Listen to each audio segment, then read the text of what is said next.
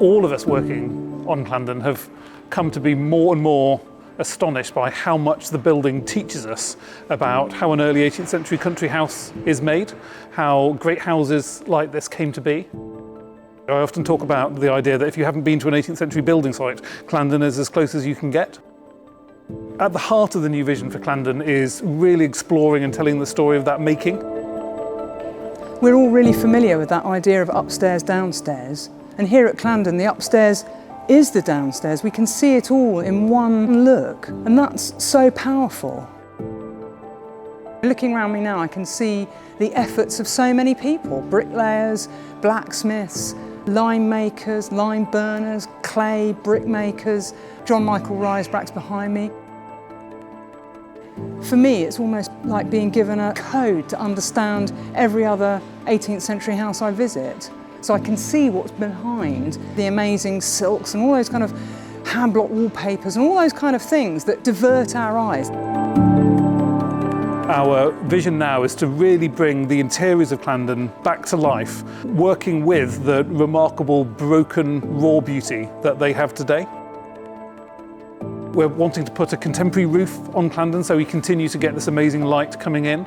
We want to put the windows back and restore the exterior of the building so it sits proudly and magnificently in the landscape in the way that it previously did. And then on the inside, we're wanting to bring the house back to life, but in the condition that the fire sort of left it, allowing you to explore that, bringing out walkways, allowing you to understand how the house was made and start to think about all the different people, all the different communities, all the different hands that went into the making of this great place. It's very rare to work on a project where the skeleton of the building is so exposed. You can really see the sort of bones of the building, see how it's put together and start to understand how the different materials come together, how they interact. What we're doing right now at Clandon is a programme of work that's going to last about 2.5 to 3 years to conserve the remarkable brick skeleton of the building. Whilst we're doing that piece of work, that allows us to really focus in on the detail of the designs and the proposals for how we bring the interior of the house to life. I feel surprised by Clandon. It's revealing more and more of its secrets all the time. For students of architecture or building brickwork, it would be amazing to come to site and actually see the nuts and the bolts, like the skeleton of the building and how those walls have been constructed. And you can see things like where flues have partly collapsed. You can see the inside and how they were built, which is all things that you never normally see when you go to visit a stately home or an attraction.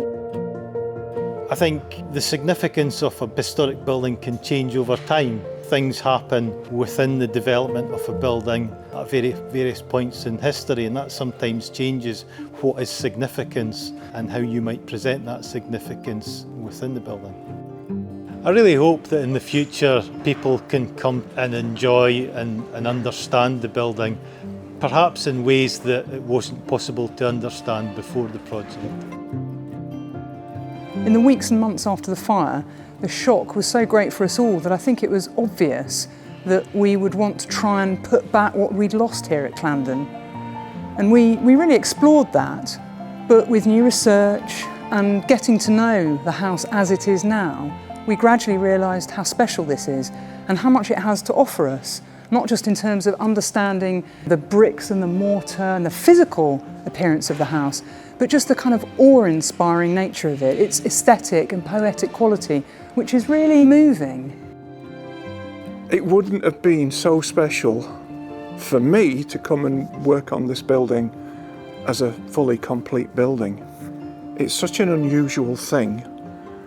It's another stage in Clandon's life, and people given the opportunity to experience the building as it is now, with the huge open spaces and the big dramatic bare brick walls, a building stripped down to its bare bones.